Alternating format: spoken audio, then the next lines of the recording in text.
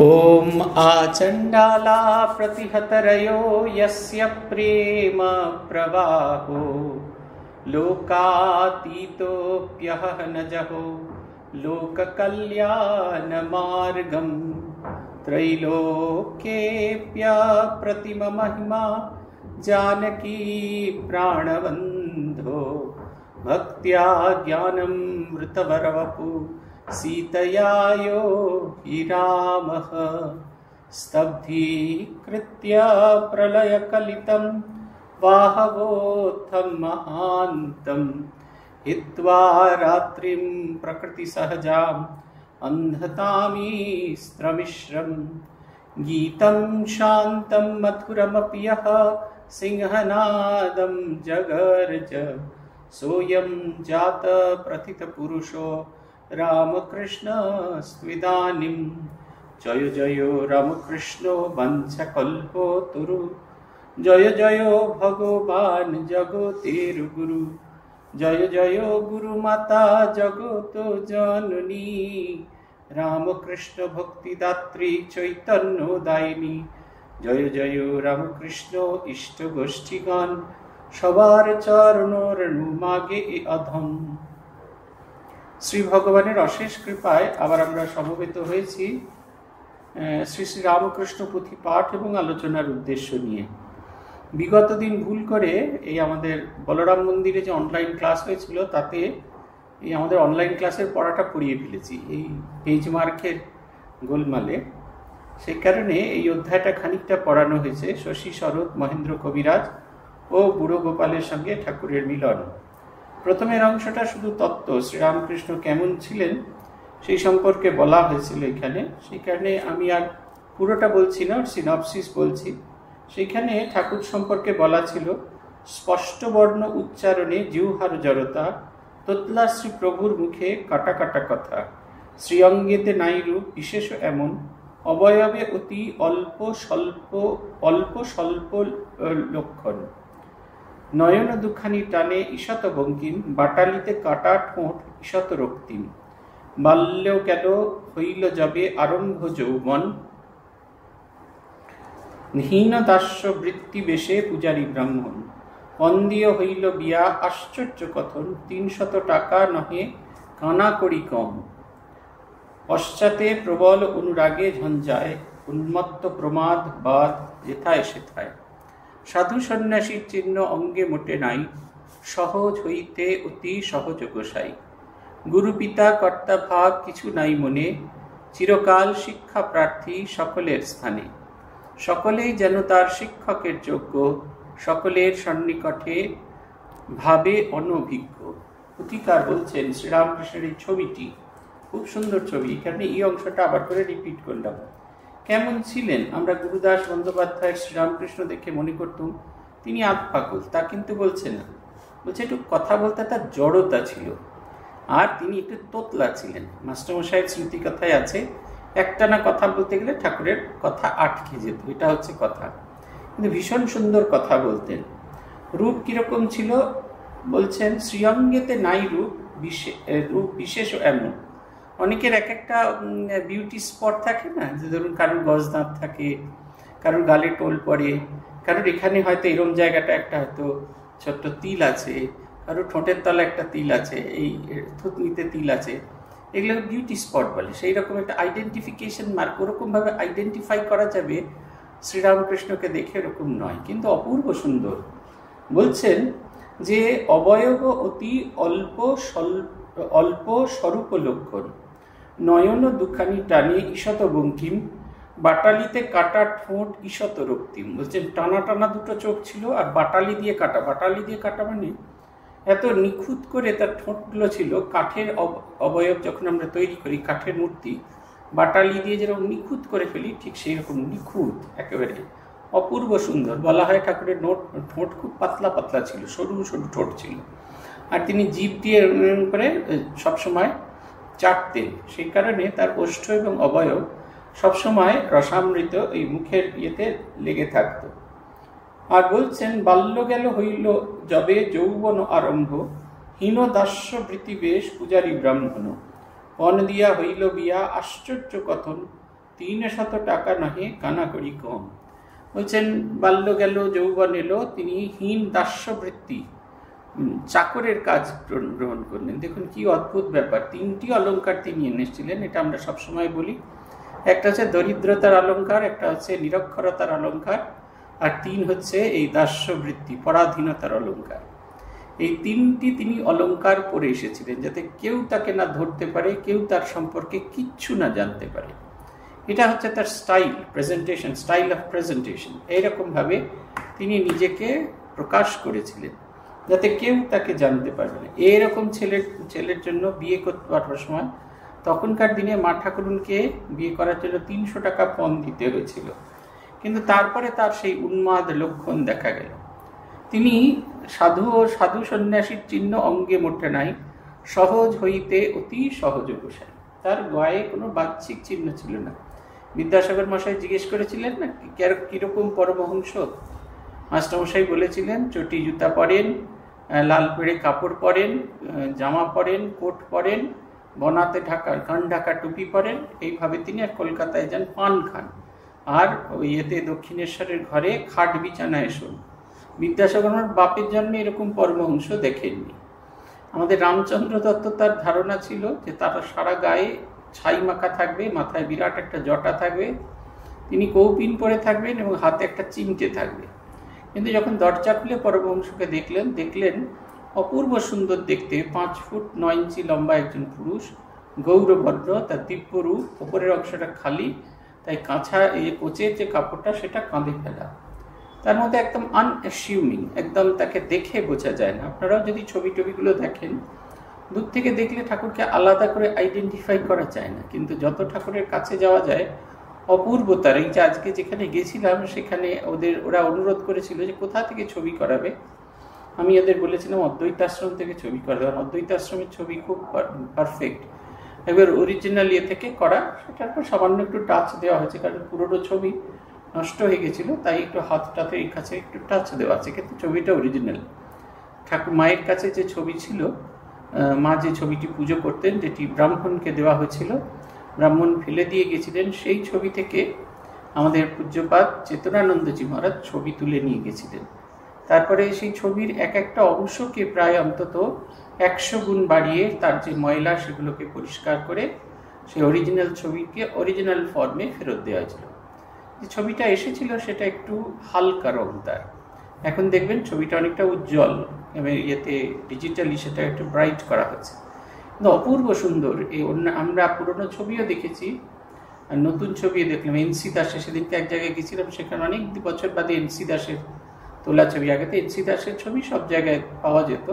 পেছন দিকে একটা সেই জ্যোতির্বলয় আছে, এরকম সবুজ রঙের ব্যাকগ্রাউন্ডের উপর শ্রীরামকৃষ্ণ বসে আছে, এটা খানিকটা কালচে, ঠাকুরের চেহারাটা খানিকটা কালচে।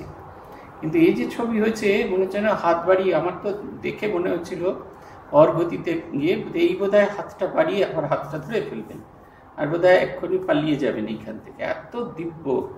আর নারায়ণকে যেরকম জোর পরানো হয় এই গোলাপি রঙের, সেই রকম নারায়ণের মতো ওই সেই জোর পরে আছেন ঠাকুর, অপূর্ব সুন্দর। মানে এত জ্যোতির্ময় ছবিটি, মা স্বামীজি যেন নিষ্প্রভ হয়ে গেছেন। মাকে কি সুন্দর দামি একটা লাল আর নীলের বেনারসি পরানোছে, মাকে যেন কিছুতেই কোনো রকম কিছু মনে হচ্ছে না। মায়ের মুখখানি দেখলে আর ফিরে তাকানো যাচ্ছে না, এত সুন্দর করে টিপ টিপ পরিয়েছে চন্দনের, আর গোল গোল গোল গোল সে বিয়ের সময় পরা যে গোল গোল গোল গোল চন্দন পরিয়েছে, সিঁদুর পরিয়েছে, একবারে নতুন বউয়ের মতো মাকে দেখাচ্ছে। কিন্তু ঠাকুর এত জ্যোতির্ময় হয়ে আছেন, কোনো কিছু দিয়ে দেখা যাচ্ছে না। তাই বলছেন কোনো মানুষ তাকে চেনে না। তার স্বভাব সম্পর্কে বলতে গিয়ে বলছেন, শিশুর সমান রীতি সরল অতিশয়, যে যা বলে সকলের কথায় প্রত্যয়, শুনো 2-1 কথা প্রত্যয়ের কথা, নাহি কিছু বিষ্ট রামকৃষ্ণ কথা বই। একদিন আহার করেন প্রভু রায়, বেলা প্রায় কম। এটা বলে দিচ্ছি গল্পটা। বলছেন ছোট ছেলের মতো তার অবস্থান। তিনি সবসময় এই অন্যের কথা বিশ্বাস করতেন। আমাদের মনে আছে, আপনাদেরও মনে আছে নিশ্চয়ই, যে যখন তার সে হাত ভেঙে গেছিল, সেই যে আসছে তাকেই জিজ্ঞাসা করছেন, হ্যাঁ গো আমার হাতটা ভালো হবে তো, একটু হাতটা বুলিয়ে দাও না গো। তারপরে যখন গলায় সেই গ্ল্যান্ড ফুললো, যখন ক্যান্সার ধরা পড়লো প্রথম, তা খোকা মহারাজ বলেছিলেন যে আমরা কলকাতায় এই শীতকালের দিনে গলা ফুলে একটু ঠান্ডা ঠান্ডা লাগলে একটু চা খাই। সঙ্গে সঙ্গে তিনি চলে গেলেন রাজা মহারাজের কাছে বলতে যে খোকা বলছে যে চা খেলে আমার নাকি ভালো হবে। রাজা মহারাজ বললেন চা চা কেন, সে তো খুব গরম জিনিস, সে আপনার সইবে না। সঙ্গে সঙ্গে তিনি বলছেন যে রাখাল বলছে যে গরম জিনিস ওটা সইবে না। একেবারে ছেলে মানুষ, মানে সবাইকে স্যাটিসফাই করছেন, কেউ স্যাটিসফাই করছেন ও কেউ স্যাটিসফাই করছে, প্রেজেন্ট করেন এমন করে। আমাদের যদি বলতেন না না এসব খাবো না, আমাদের রিয়াকশনটা ঠিক এরকম হতো। উনি কিন্তু এরকম করছেন। একদিন খেতে বসেছেন, দুপুরে খেতে খেতে তার ছোট বাইরে পেয়েছে, এক ছুটে চলে গেছেন নালাটার কাছে, ওই যেখানে গাছ টাছ থাকতো সেইখানে নালাটার কাছে গিয়ে তিনি প্রস্রাব করছেন। এবং যেখানে প্রস্রাব করছেন তার বাঁ পায়ের যে আঙ্গুলটা যেখানে ছিল বুড়ো আঙুলটা, তার নিচে পিঁপড়ের একটা গর্ত ছিল। পিঁপড়ে এসে তার পায়ে কামড়ে দিয়েছে, খুব জ্বালা হয়েছে। এবার তিনি ফিরে এসেছেন, কেউ তাকে বলেছে যে না ওটা পিঁপড়ে ছিল, ওটা সাপ ছিল। কি করে বিষ ঝাড়তে হবে না, ওইখানে গিয়ে আবার যদি বসে থাকে, সাপ যদি এসে বিষটা তুলে নেন তবেই একমাত্র সেই সাপের বিষ যাবে। সে সারা দুপুর তার খাওয়া উঠে গেল, এটো হাত শুকিয়ে গেছে, আর তিনি সেই ওইখানে গিয়ে বসে আছেন। এমন সময় ওইখানে মনমোহন মিত্র এসে হাজির। তিনি দেখছেন ঠাকুর ওই দুপুরবেলা রোদ্দুরের মধ্যে সেই ওইখানে উবু হয়ে বসে আছেন, আর তিনি আশা করছেন যে সাপ এসে তাকে কামড়ে তার বিষটা তুলে নেন। যেরকম আমরা এই বাংলা সিনেমায় দেখি না, বেহুলা লক্ষিন্দর, সেই রকম তার এরকম তার কি ছোট্ট। আমরা তো ছেলেবেলায় ওইটা দেখে কি খুশি হতাম। সেই বেহুলা লক্ষিন্দর সিনেমা দেখেছিলাম, যখন পদ্মাবতী জলের ছিটা দিয়ে দিলেন, তার সেই স্কাল, লক্ষিন্দরের সেই স্কাল, সে মুন্ডু আলাদা, হাত আলাদা, পা আলাদা, সব ঠক ঠক ঠক ঠক জুড়ে যাচ্ছে, কি আনন্দ। আচ্ছা এরকমটাও হয়। আমি এখন এই সেদিনকে কিছুদিন আগে একজন একটা ক্লিপিংস পাঠিয়েছিল, মহুয়া রায়চৌধুরীর বোধহয় কি জন্মদিন ছিল, তার মধ্যে বেহুলা লক্ষিন্দর একটা ক্লিপিংস ছিল, সেইটার ওইটা পদ্মাবতী জলের ছিটা দিচ্ছে, আর সেই মাথাটা পায়ের কাছে ছিল, মাথাটা টুক করে চলে এলো মাথার কাছে, তারপর জুড়তে থাকলো, তারপরে এরকম জলের ছিটা দিকলো, তারপরে সব হাড় মাংস সব তৈরি হয়ে গেল। তারপরে বলছে কোন সাপে কেটেছিল। তারপরে সেই বেহুলা সেই থেকে তার আঁচল থেকে সেই সাপের লেজের টুকরো যেটা ছুঁড়ে মেরেছিলেন, সেই সাপের লেজের টুকরো যেটা কাটা পড়েছিল, সেই টুকরো পাঠিয়ে দিলে। এমনি করে দেখে সব সর্পকুলকে ডেকে তার মধ্যে থেকে একজনকে বললো, সেই সাপ এলো, লক্ষিন্দরের পায়ে ধরলো, বিষ নিয়ে চলে গেল। আমরা যখন ছোট ছিলাম তখন এসব জিনিসগুলোকে কি আকর্ষণীয় মনে হতো। মনে হতো এমনি করেই বোধহয় জীবন পাওয়া যায়, অমনি করে জীবন পাওয়া যায় না। কিন্তু আমরা ছোটরা ওইটুকুতেই আকৃষ্ট হতাম।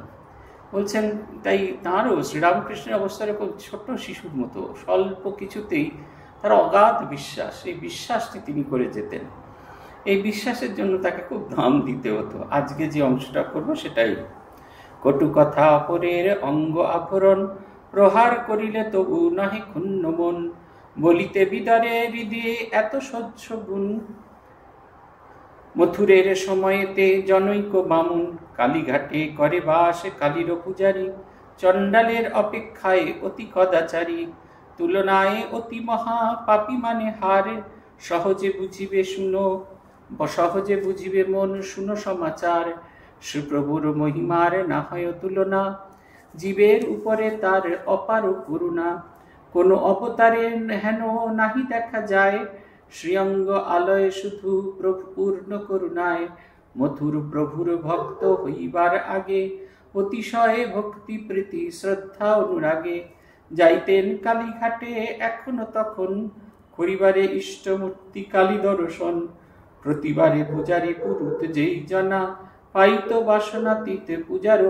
লহমা, টাকা করি সোনা দানা বিবিধ রকম, বৎসরে শতেকবার দুর্মূল্য বসন, ভাগ্যবান মথুরে পাইয়া প্রভু দেবে, কালীঘাটে যাওয়া কি মনেও না ভাবে, অতি ক্ষতি পূজারীর কিছু নাই পায়, অর্ধেক কমিয়া গেল বৎসরের আয়, সেই হেতু প্রভু দেবে দেশ চক্ষে দেখে, প্রতিশোধ লইবারে সুচেষ্টায় থাকে, বিরলে পাইয়া প্রভু দেবে একবারে, শ্রীঅঙ্গে পরশে করে নৃশংস আচার। পুথিকার বলছেন যে এই কালীঘাটে একজন ব্রাহ্মণ ছিলেন, মা কালীর পূজারী। মথুরানাথের ইষ্ট ছিলেন কালী। আপনাদের মনে আছে মথুরানাথের ইয়েতে লেখা ছিল তার ইষ্ট তার সঙ্গে সঙ্গে ঘুরবেন। তিনি শ্রীরামকৃষ্ণকে তখনই বিশ্বাস করলেন যখন কুটিবাড়ি থেকে তিনি দেখতে গেলেন কিছু একটা হয়েছে। কি হয়েছে? প্রতীক হাত তুলে আছেন, কিছু সমস্যা হয়েছে না, বলে আর কি করা যাবে। বলছেন যে কুটিবাড়ি থেকে তিনি বসেছিলেন কুটিবাড়ি সিঁড়িতে, তখন তিনি দেখলেন যে ঠাকুর গঙ্গা তীর আর ইয়ের দিকে যে বারান্দাটা, সেই বারান্দাটায় হাঁটছেন। যখন তিনি পশ্চিমের দিকে যাচ্ছেন তখন তার সেই চেহারায় শিব ঠাকুর, শিব দৃশ্যমান হচ্ছে। যখন তিনি পূবের দিকে আসছেন তখন তার চেহারায় জগন্মাতা দৃশ্যমান। এরপরে যখন তিনি ওই দিকে যাওয়া শুরু করলেন তখনই তিনি দেখতে থাকলেন যে জগন্মাতার রূপ। মথুরানাথ প্রথমে চোখের ভ্রম ভেবেছিলেন, তারপরে যখন বুঝলেন তখন তিনি শ্রীরামকৃষ্ণের পা দুটো জড়িয়ে ধরলেন। এই ঘটনাটি শ্রীরামকৃষ্ণের এই যে দিব্য দর্শন, বৈশালীদি এটা খোলা আছে মাইক্রোফোনটা, শ্রীরামকৃষ্ণের এই যে দিব্য দর্শন, এই দিব্য দর্শনের ফলে তিনি শ্রীরামকৃষ্ণকে অনুভব করেছিলেন স্বয়ং তার ইষ্ট তার সঙ্গে আছেন।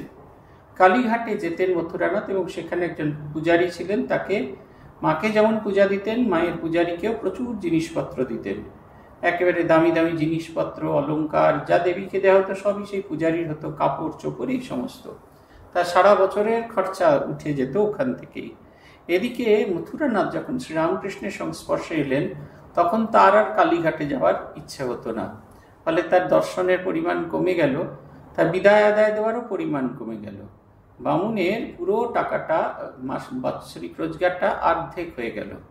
তাই তিনি শ্রীরামকৃষ্ণকে খুব হিংসা করতে থাকলেন। তিনি সুযোগ খুঁজছিলেন একদিন ঠাকুরকে ধরে তিনি মারধর করবেন। পুথিকার বলছেন, ধিক ভক্তি বিবজিত নারকী অধম, ধিক্রে চণ্ডালাচার নামেরও ব্রাহ্মণ, ধিক তার জীববুদ্ধি কলুষের বাসা, শতাধিক ধিক তার কাঞ্চনের আশা, গুণের ঠাকুর মোর জীবহিতব্রত, সুন্দর কোমল তনু ননিতে গঠিত, দিনাচার দিনবেশ কাঙালের বাড়া, বিনয়াবনত শির স্বভাবের পাড়া, সরল শিশুর সম নয়ন রঞ্জন, দেখিলে আপনার যায় পায়ে লুটে মন, এমন প্রভুর মোর ছুঁইল কেমনে, দেশ হিংসা পরবশ চণ্ডাল ব্রাহ্মণে, মমতাবিহীন হৃদে তস্কর যেমন, বিজনে পথিকে করে পাপ আচরণ, প্রভুর অপার কষ্ট নরে কলবরে, অবতরী ধরাধামে জীবের উদ্ধারে, বিশেষত এইবার বিহীন ঐশ্বর্য, নিরবধি জন্মাবধি দুরসহ্য। জয় জয় দীননাথ পতিত উদ্ধার, জয় জয় নররূপ গুপ্ত অবতার, মধুর মূরতি জয় নয়ন রঞ্জন, কমল জিনিয়া অতি কোমল চরণ, ভক্ত ভ্রমর চিত্ত বিমোহনকারী, ভবসিন্ধু পারাবারে করুণ কাণ্ডারী, জয় জয় দীর্ঘ বাহু আজারু লম্বিত, বিশাল বলিষ্ঠ বক্ষ স্থল সুবিস্তৃত, জয় জয় বাঁকা আখি আখির লালসা, ভক্ত মন বিমোহন কটাক্ষের বাসা, রক্তিম অধরদয়ে পরম শোভার, জ্ঞান ভক্তি তত্ত্ব উক্তি বর্ষণের দ্বার, জয় জয় দীননাথ কাঙালের পাড়া, জয় জয় দীনতম দীনাচার দীনতায় ভরা, জয় জয় জয় সুকরুণ হৃদি জীব দুঃখাতুর, কলুষ নাশন কর্ম দয়াল ঠাকুর, জয় জয় মহাবীর ধর্ম সমন্বয়ে, সাধন ভজন কর্ম দিনের লাগিয়ে, জয় জয় সত্য তত্ত্ব পথ প্রদর্শক, জয় জয় ধর্মদ্বন্দ্ব প্রতিনিবারক, জয় জয় বিশ্বগুরু সর্বজ্ঞ বিধাতা, যে যেমন পথপ্রিয় তার তেন নেতা, জয় শ্রী চৈতন্য দাতা অজ্ঞান নিবারী, ভক্তবাঞ্ছা কল্পতরু হৃদয় বিহারী, জয় জয় দয়ানিধি আমি মূঢ়মতি, প্রায়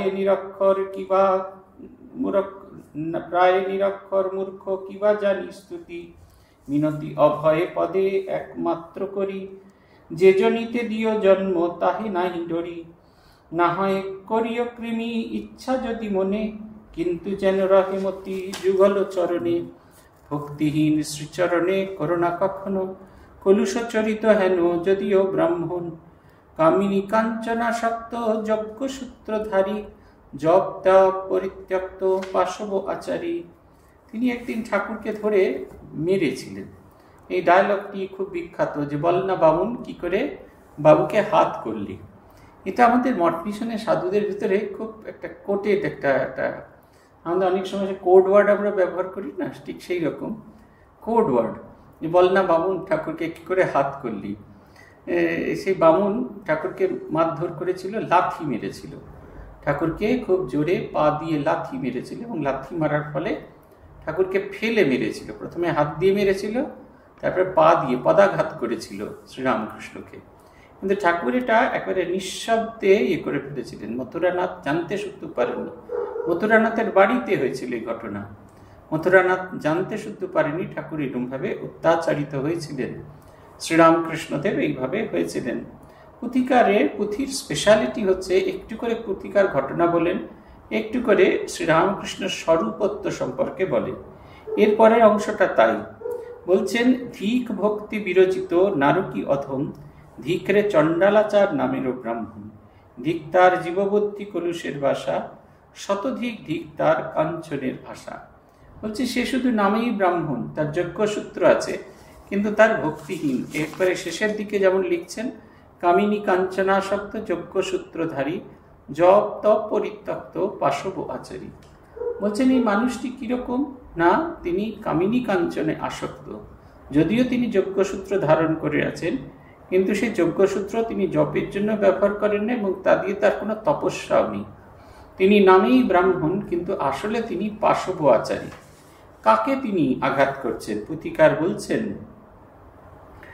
যে সরল শিশুর সম নয়ন রঞ্জন, দেখিলে আপনি যার পায়ে লুটে মন, এমন প্রভুরে মোর ছুইলে কেমনে, দেশ হিংসা পরবশ চণ্ডাল ব্রাহ্মণে, মমতাবিহীন হৃদে তস্কর যেমন, বিজনে পথিকে করে পাপ আচরণ, প্রভুর অপার কষ্ট নরে কলেবরে, অবতরী ধরাধামে জীবের উদ্ধারে। বলছেন তার চেহারাটার ভেতরে এমন একটা শিশুসুলভ ব্যাপার ছিল। সেই যোগিনমা এতে আসতেন, যোগিনমা যখন আসতেন আমাদের এতে ঠাকুরের কাছে যখন আসতেন, যোগিনমার ভাইরা একেবারেই চাইতেন না যে যোগিনমা আসুন। সেই কারণে তারা ঠিক করেছিলেন একজন গুন্ডাকে নিযুক্ত করেছিলেন ঠাকুরকে মারধর করার জন্য। ঠাকুর বলরাম বসুর বাড়িতে এসেছেন, গাড়ি থেকে নেমেছেন, হৃদয়রাম ধরে ধরে গাড়ি থেকে নামাচ্ছেন। অন্যান্য দিন ঠাকুরের একটুখানি বাহ্য জ্ঞান শূন্য হয়ে যেত ভগবানের নাম করতে করতে, সেদিন এবার টনটনে জ্ঞান আছে। তিনি গাড়ি থেকে নেমেই তার সঙ্গে দেখা, তার বুকে হাত দিয়ে কি গো বলেছেন, একটি শব্দ কি গো বলেছেন। সে ভদ্রলোক যে কি দেখলেন তার কিছু নেই, তিনি একবার সম্পূর্ণ পরিবর্তন হয়ে গেছিলেন। পরবর্তীকালে তাকে দেখা যেত তিনি একবারে পাগলের মতো সারা বাগবাজার স্ট্রিটের রাস্তা ঘুরে বেড়াতেন, চিৎকার করতেন পিয়ারি পিয়ারি পিয়ারি পিয়ারি বলে। এইরকম আছে। ও যেন ছোট শিশুর মতো ছিলেন, তার জীবনটা একবারে ছোট শিশু। আমরা যদি শ্রীরামকৃষ্ণের দিকে ভালো করে তাকাই, দেখবেন তাকে দেখে কখনো হিংসা করার ইচ্ছা হয় না। যেমন ছোট বাচ্চা ছেলেকে দেখলে কখনো হিংসা করার ইচ্ছা হয় না, ঠিক সেই রকম তিনিও তাই। কিন্তু যে করেছিল সে মমতাবিহীন হৃদে তস্কর যেমন, যেমন চোর যখন চুরি করতে যায় তখন সে আর মমতা করে না, সে ছোট ছেলের রূপোর ঝিনুক বাটি নিয়েও পালিয়ে যায়। বাচ্চাটা কি করে খাবে, পরের দিন কি খাবে, এসব তার মনের ভেতরে হয় না। তখন তার কিভাবে সে তার নিজের উদ্দেশ্যটাকে সফল করবে সেইটি তার মনের মধ্যে কাজ করতে থাকে।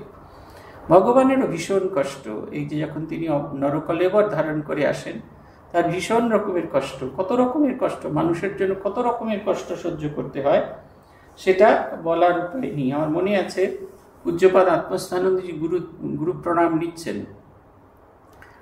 মহারাজজির পায়ে শেষের দিকে মাথা রেখে গুরু পূজায় প্রণাম করতে দেওয়া হতো না।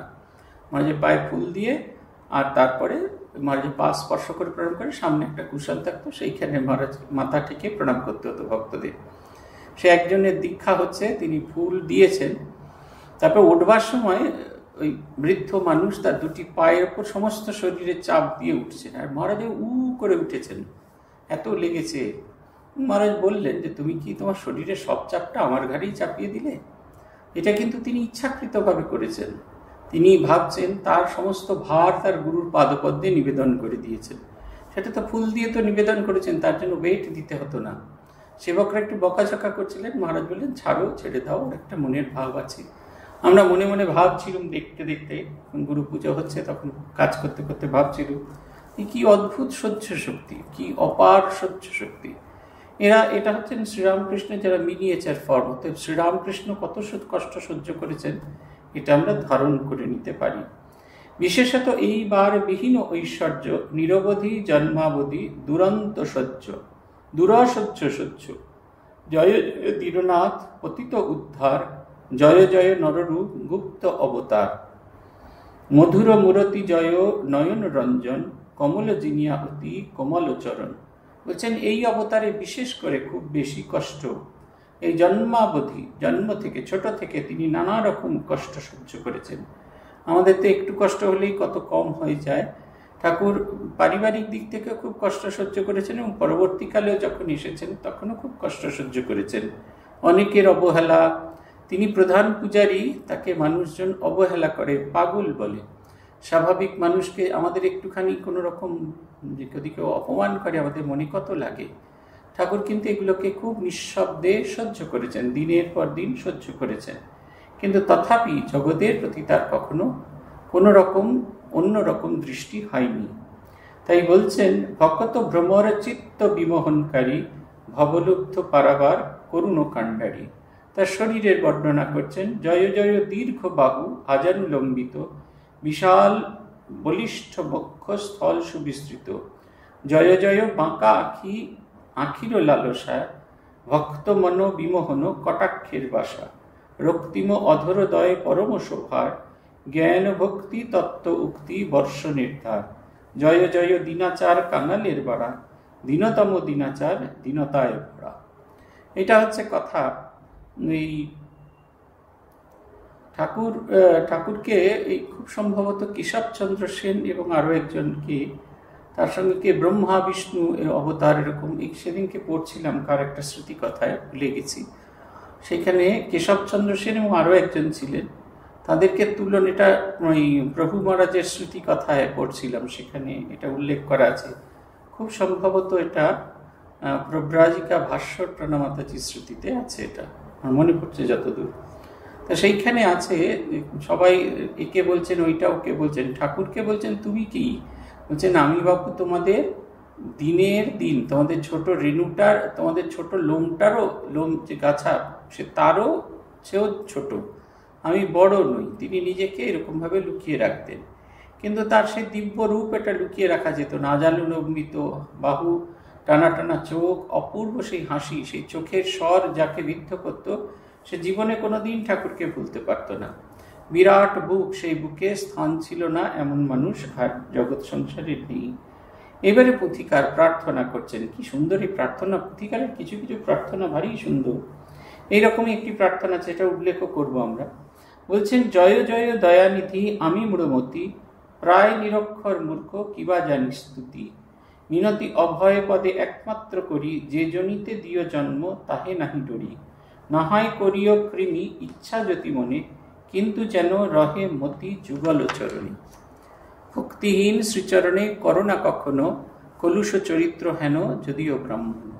পুথিকার বলছেন যে পরবর্তী জন্মে তুমি যদি আমাকে কৃমিও করো তাতে আমার কোনো আপত্তি নেই, কিন্তু আর যাই করো তোমার শ্রীচরণ ছাড়া যেন আমার মন অন্য কোনো কিছুতে না যায়।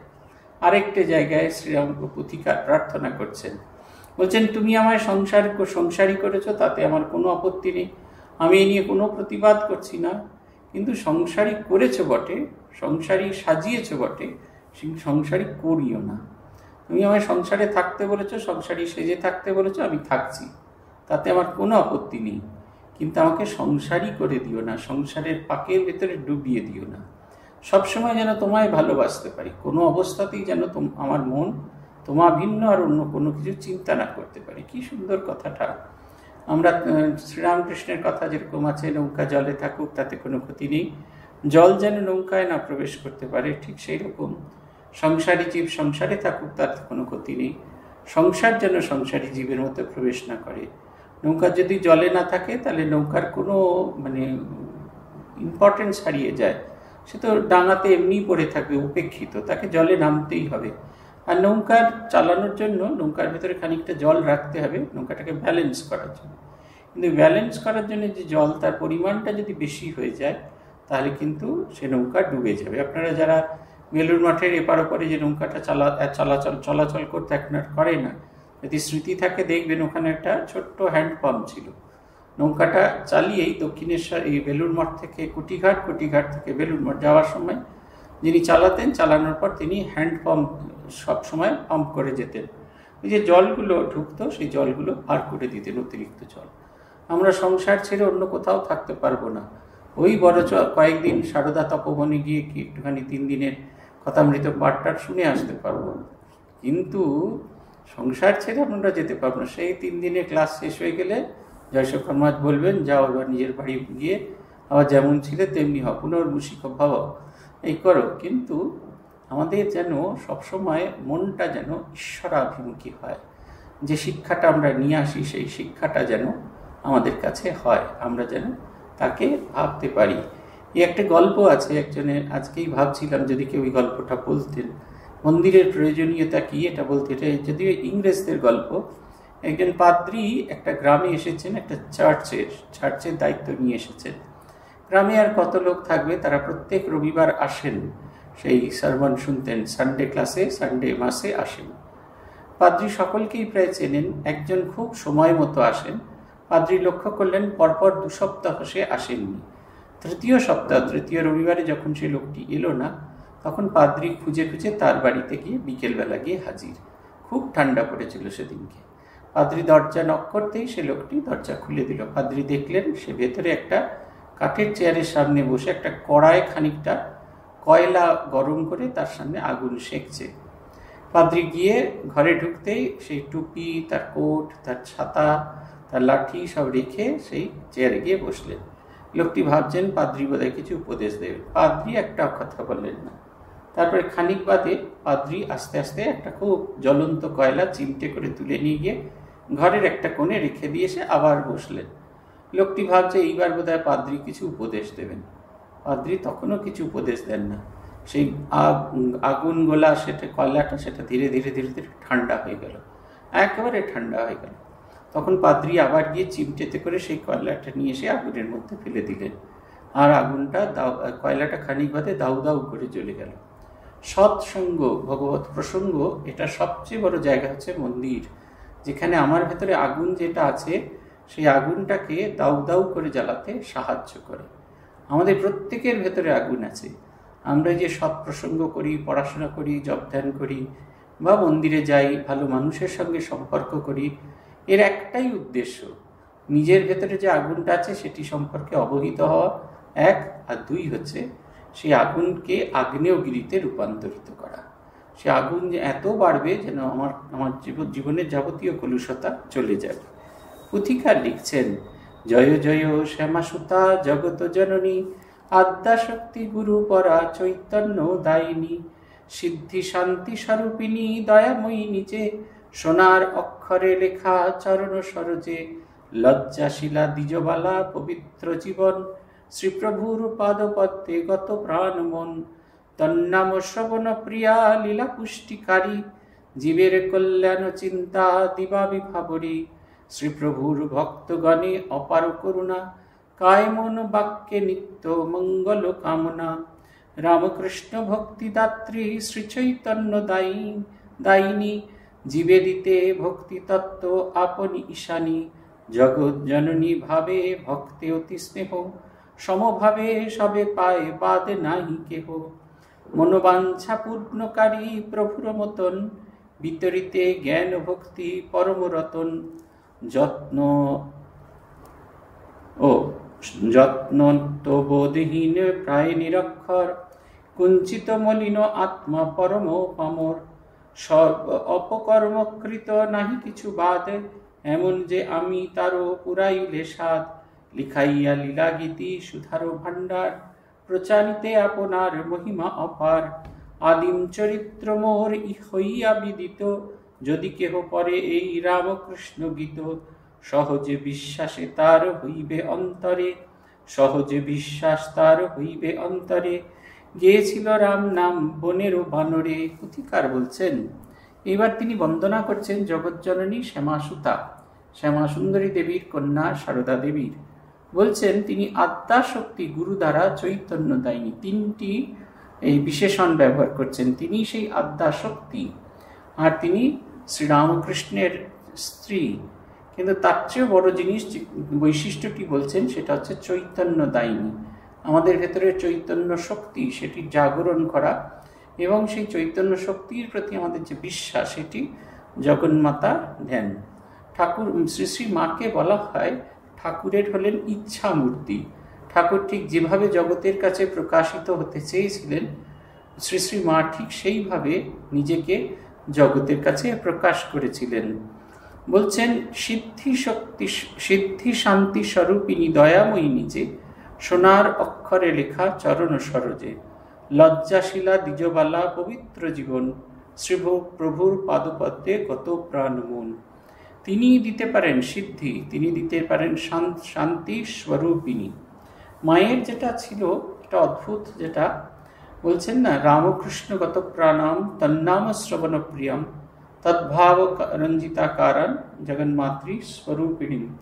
এটা যে রামকৃষ্ণগত মন প্রাণ যার, তন্নাম শ্রবণ প্রিয়ম, তার নাম যিনি শ্রবণ করতে ভালোবাসতেন, তদ্ভাব রামকৃষ্ণগত প্রাণম তন্নাম শ্রবণ প্রিয়ম তদ্ভাব রঞ্জিত আকারণ, তার ভাবে তার আকারটি রঞ্জিত হয়ে গেছেন। এই অংশটি যখন অবেদানন্দজি আবৃত্তি করছেন, তিনি প্রত্যক্ষ লক্ষ্য করলেন যে শ্রীমা সারদা দেবীর বদলে স্বয়ং সেখানে শ্রীরামকৃষ্ণ বসে আছেন।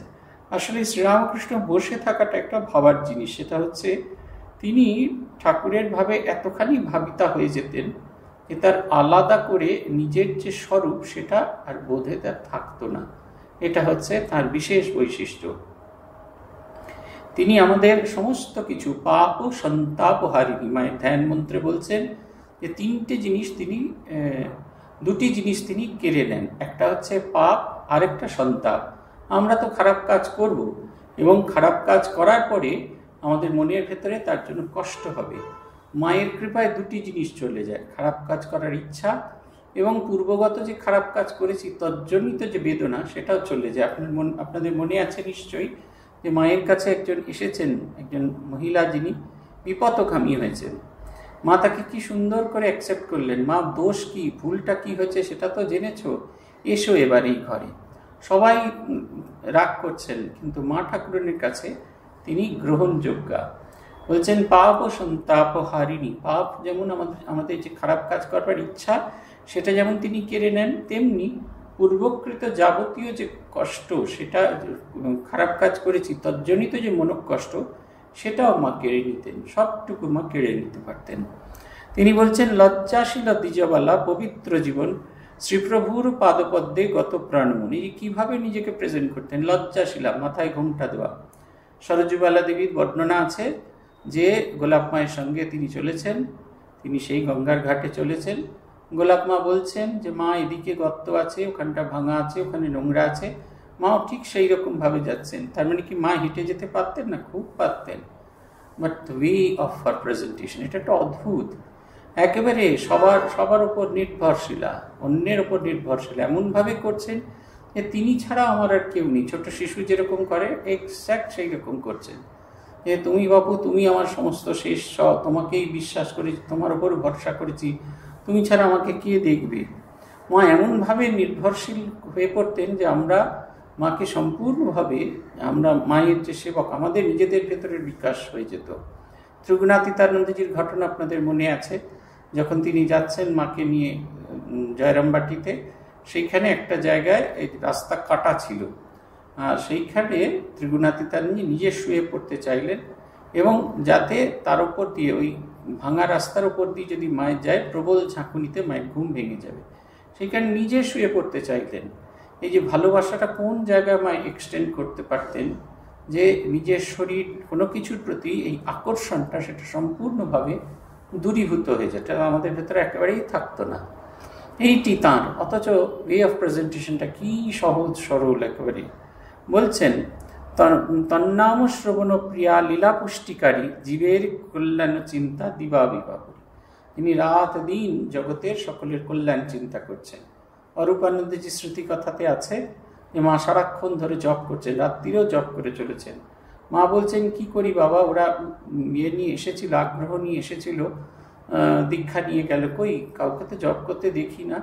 আমরা দীক্ষা নিয়ে এসেছি, অথচ আমাদের জন্য তিনি জপ করছেন, আমাদের কল্যাণ চিন্তা করছেন। মা ভগবানের মন্ত্র জপ না করলে আমাদের ক্ষতি, মা সেই ক্ষতিটাকে কাটানোর জন্য নিজের সমস্ত আহার নিদ্রা ছেড়ে দিয়ে তাকে চেষ্টা করছেন। বলছেন কায়ম রামকৃষ্ণ ভক্তিদাত্রী চৈতন্য দায়িনী, জীবেরিতে ভক্তি তত্ত্ব আপনি ঈশানী, জগৎ জননী ভাব ভক্তে অতি স্নেহ, সমভাবে সব পায় বাদ নাহি কেউ। এইটা হচ্ছে কথা, যে শ্রীরামকৃষ্ণকে যে আমরা ভালোবাসি, এই রামকৃষ্ণ ভক্তিদাত্রী, তিনি আমাদের রামকৃষ্ণকে ভালোবাসা, ঠাকুরকে ভালোবাসার যে গুণ, ইচ্ছা, সেটি তিনি আমাদের মধ্যে জাগাতেন। বারবার বলছেন, তাকে জিজ্ঞেস করছেন, মা বলছেন ঠাকুরই সব, ঠাকুরই সব, ওইদিকে ঠাকুরকে বলো।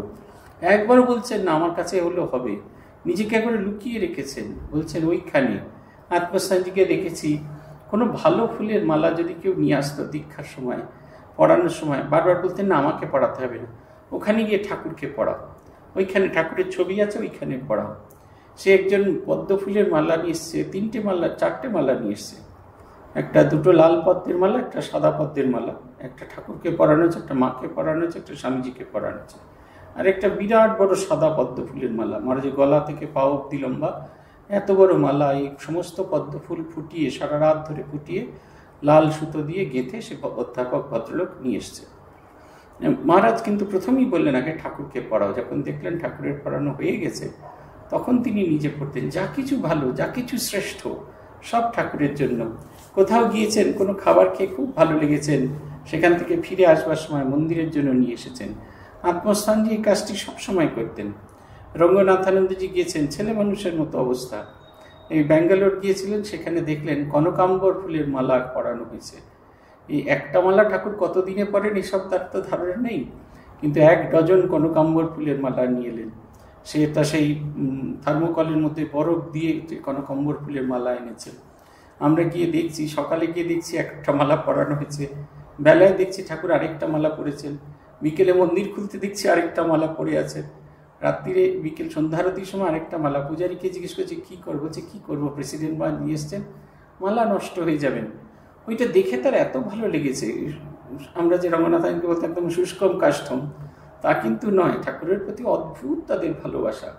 যা কিছু ভালো দেখেছেন মনে হচ্ছে যেন এটা ঠাকুরকে নিয়ে গেলে সব ভালো লাগতো। এইটা হচ্ছে শ্রীরামকৃষ্ণ ভক্তিদাত্রী।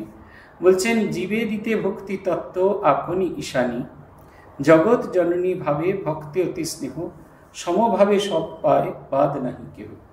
ভক্তকে ভগবানের দিকে নিয়ে যাওয়ার জন্য তিনি তাই স্বয়ং আদ্যাশক্তি মহামায়া মাতৃরূপ ধারণ করিলেন, মায়ের মতো হইলেন। এবং মায়ের মতো হয়ে এলেন বলে আমরা খুব সহজে কমিউনিকেট করতে পারতাম মায়ের সঙ্গে, এবং এই চ্যানেল দিয়ে তিনি আমাদের শ্রীরামকৃষ্ণকে নিয়ে যেতেন। তার যে স্নেহ, তার যে ভালোবাসা দেখে কখনো বোধ হতো না যে একে ভালোবাসছেন, ওকে কম ভালোবাসছেন, তাকে একেবারে ভালোবাসছেন না। আমাদের যেমন ভালোবাসার ভেরিয়েশন আছে, জগন্মাতার ভেতরে ঠিক সেরকম নেই। মনোবাঞ্ছা পূর্ণকারী প্রভুর মতন বিতরিতে জ্ঞান ভক্তি পরম রতন, সর্ব অপকর্মকৃত নাহি কিছু বাদ, এমন যে আমি তারও পুরাইলা সাদ। বলছেন যে সবার সেই মনোবাঞ্ছা তিনি পূর্ণ করতেন, এমনকি আমি যে একবারে গণ্ডমূর্খ পুথিকার বলছেন তারও স্বাদ পূর্ণ করতে। এই যে পুঁথি লেখা হয়েছে, এর পেছনে যে 5 জন প্রথম ছিলেন, তার মধ্যে অন্যতম হলেন শ্রীমা সারদা দেবী। মা ঠাকুরানী প্রসন্নময়ী, তারপরে সীতানাথ পাইনের বড় মেয়ে রুক্মিণী এবং গ্রামের অন্যান্য সকলকে ধরে নিয়ে এসে ঠাকুরের বাল্যকালের কাহিনী শুনিয়েছেন পুথিকারকে, তারপর পুথিকার লিখেছেন। কিন্তু এইটি তাঁর উদ্যোগ ছিল। বলছেন লিখাইলা লীলাগীতি সুধারো ভাণ্ডার, প্রচারিতে আপনার মহিমা প্রচার। দেখুন আমাকে দিয়ে তিনি লেখাচ্ছেন, বলছেন তার লীলাগীতি, এটা পুঁথি কিরকম, এখানে একেবারে পুথিকার নিজে সার্টিফাই করছেন, সুধারো ভাণ্ডার, অমৃতের ভাণ্ডার, এটি জগতের কাছে তিনি উপহার দিলেন। আদম চরিত্র মোর হইয়া বিদিত, যদি কেহ পরে এই রামকৃষ্ণ গীত। আদিম চরিত্র মোর হইয়া বিদিত, যদি কেহ পরে এই রামকৃষ্ণ গীত, সহজে বিশ্বাস তার হইবে অন্তরে, গিয়েছিল রাম নাম বনের বানরে। যেমন যে সেই ত্রেতা যুগে রামচন্দ্রের গুণগান গিয়েছিল বনের বানর, ঠিক সেই রকম তার বিশ্বাস হবে যে যুগের বানরও ভগবানের লীলাগীতি গিয়েছে এবং ভগবানের লীলাগীতি বর্ণনা করেছে মানুষের কাছে, যাতে তাদের অন্তরে ভক্তি বিশ্বাস বিকশিত হয়। আজ এই পর্যন্ত। জয় জয় রামকৃষ্ণ বাঞ্ছা কল্প তরু, জয় জয় ভগবান জগতের গুরু, জয় জয় গুরু মাতা জগত জননী, রামকৃষ্ণ ভক্তিদাত্রী চৈতন্য দায়িনী। জয় জয় রামকৃষ্ণ ইষ্ট গোষ্ঠীগণ, সবার চরণ রেণু মাগে এ অধম। ওম শান্তি শান্তি শান্তি। হরি ওম তৎসৎ। শ্রীরামকৃষ্ণার্পণমস্তু।